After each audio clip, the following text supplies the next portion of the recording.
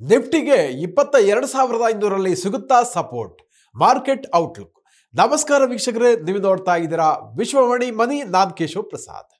ವೀಕ್ಷಕರೇ, Nifty 50 index ಕಳೆದ ಶುಕ್ರವಾರ 22,800 ಅಂಕಗಳ ಮಟ್ಟಕ್ಕಿಂತ ಕೆಳಕ್ಕಿಳಿದಿತ್ತು. 22,795ಕ್ಕೆ ದಿನದ ವಹಿವಾಟು ಮುಕ್ತಾಯಗೊಳಿಸಿತ್ತು. ಮೆಟಲ್ ಸೆಕ್ಟರ್ ಮಾತ್ರ ಗಳಿಕೆಯನ್ನು ದಾಖಲಿಸಿತ್ತು. ಅಂದರೆ ಅಮೆರಿಕದ ಟಾರಿಫ್ಗಳು, ಚೀನಾದ ಡಂಪಿಂಗ್ ಪ್ರಾಕ್ಟೀಸ್ ವಿರುದ್ಧ ದೇಶೀಯ ಉತ್ಪಾದಕರನ್ನ ಸಂರಕ್ಷಿಸುವುದಾಗಿದೆ ಅಂತ ಷೇರು ಹೂಡಿಕೆದಾರರು ಒಂದು ರೀತಿಯಲ್ಲಿ ನಿರಾಳರಾಗಿದ್ದರು.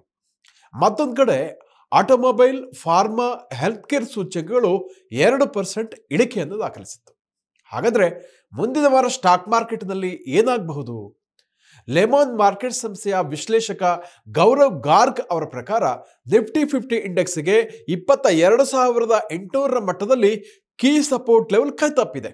ಆದರೆ ಮುಂದಿನ ಕ್ರಿಟಿಕಲ್ ಸಪೋರ್ಟ್ ಲೆವೆಲ್ ಯಾವುದು ಅಂತಂದ್ರೆ 22,500 ಹಾಗೂ 23,000 ಮತ್ತು 23,200ರ ಆಜುಬಾಜಿನಲ್ಲಿ ರೆಸಿಸ್ಟೆನ್ಸ್ ಲೆವೆಲ್ ಕೂಡ ಇದೆ ಅಂತ ಅವ್ರು ಹೇಳ್ತಾರೆ. ಹೀಗಾಗಿ ಮುಂದಿನ ವಾರ ನಿಫ್ಟಿ 22,500ರಿಂದ 23,200ರ ಮಟ್ಟದಲ್ಲಿ ಟ್ರೇಡ್ ನಡೆಸುವ ನಿರೀಕ್ಷೆ ಇದೆ ಎಂದು ಗೌರವ್ ಅವರು ವಿವರಿಸ್ತಾರೆ.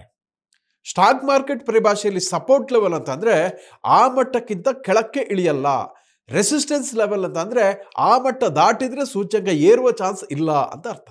ಹೀಗಾಗಿ ಮುಂದಿನ ವಾರ 22,500, 23,200ರ ಮಟ್ಟದಲ್ಲಿ ನಿಫ್ಟಿ ವಹಿವಾಟನ್ನು ನಡೆಸುವಂತ ಸಾಧ್ಯತೆ ಇದೆ. ಈ ವಾರ ಶೇರ್ ಮಾರುಕಟ್ಟೆ ಮೇಲೆ ಪ್ರಭಾವ ಬೀರಲಿರುವ ಪ್ರಮುಖ ಬೆಳವಣಿಗೆಗಳ ಬಗ್ಗೆ ನೋಡೋಣ. ಮೊದಲನೇದಾಗಿ ವಿದೇಶಿ ಸಾಂಸ್ಥಿಕ ಹೂಡಿಕೆದಾರರ ನಿರ್ಗಮನ. ಎರಡನೇದಾಗಿ ಟ್ರಂಪ್ ಅವರ ಟಾರಿಫ್ ವಾರ್.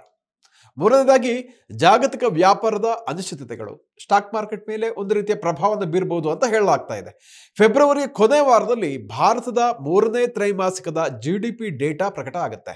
F&O ಎಕ್ಸ್ಪೈರಿ ಕೂಡ ಮಾರುಕಟ್ಟೆ ಮೇಲೆ ಪ್ರಭಾವ ಬೀರುವಂತ ಚಾನ್ಸಸ್ ಇದೆ. ಫೆಬ್ರವರಿ 28ಕ್ಕೆ GDP ಅಂಕಿಅಂಶಗಳು ಪ್ರಕಟವಾಗುತ್ತೆ. ವಿಶ್ಲೇಷಕರ ಪ್ರಕಾರ 3ನೇ ತ್ರೈಮಾಸಿಕ GDP ಗ್ರೋತ್ ಸುಮಾರು 6.2ರಿಂದ 6.4ರ ಆಸುಪಾಸಿನಲ್ಲಿ ಇರ್ಬೋದು ಅಂತ ಹೇಳಲಾಗ್ತಾ ಇದೆ. ಹಾಗೂ ಇದು 4 ವರ್ಷಗಳ ಒಂದು ಡೇಟಾಗ ಹೊರಸಿದ್ರೆ ಸ್ವಲ್ಪ ಕಡಿಮೆ ಆಗುತ್ತೆ.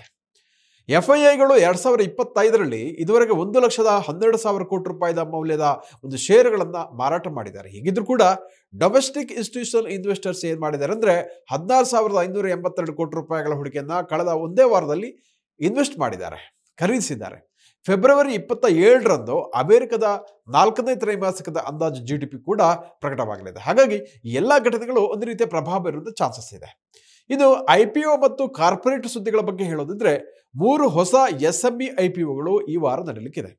Quality power electrical equipments February 24ರಂದು IPO ನಡೆಸಲಿದೆ. SBI cards, power finance corporation dividend ವಿತರಿಸುವಂತಹ ನಿರೀಕ್ಷೆ ಇದೆ. ಒಟ್ಟಾರೆಯಾಗಿ ಮಾರುಕಟ್ಟೆಯ ಒಂದು ಕರೆಕ್ಷನ್ ಬಗ್ಗೆ ಹೂಡಿಕೆದಾರರು ಸ್ವಲ್ಪ ಎಚ್ಚರಿಕೆಯಿಂದ ವೀಕ್ಷಿಸಬೇಕಾಗುತ್ತೆ ಅಂತ ತಜ್ಞರು ಹೇಳ್ತಾರೆ. ನಿಫ್ಟಿ 22,700 ಅಂಕಗಳಿಂದ ಕೆಳಕ್ಕೆ ಇಳಿಯುತ್ತಾ ಅಥವಾ ರಿಬೌಂಡ್ ಆಗುತ್ತಾ ಅಂತ ಬಹಳ ಇಂಟ್ರೆಸ್ಟಿಂಗ್ ಇಂದ ಕಾದು ನೋಡಬೇಕಾಗಿದೆ. ಹೀಗಿದ್ರು ದೀರ್ಘಕಾಲೀನ ಹೂಡಿಕೆದಾರರು ಇಂತಹ ಒಂದು ಅಲ್ಪಕಾಲೀನ ಏರಿಳಿತಗಳ ಬಗ್ಗೆ ಅಂತ ಯೋಚಿಸಬೇಕಾದ ಅವಶ್ಯಕತೆ ಇಲ್ಲ ಅಂತ ತಜ್ಞರು ಹೇಳ್ತಾರೆ. ವೀಕ್ಷಕರೇ, ಇಂತಹ ಮತ್ತಷ್ಟು ಉಪಯುಕ್ತ ವಿಡಿಯೋಗಳಿಗೆ ವಿಶ್ವವಾಣಿ ಮನಿ ಯೂಟ್ಯೂಬ್ ಚಾನಲ್ ಅನ್ನ ವೀಕ್ಷಿಸಿ ಹಾಗೂ ಸಬ್ಸ್ಕ್ರೈಬ್ ಮಾಡಿ. ವಂದನೆಗಳು.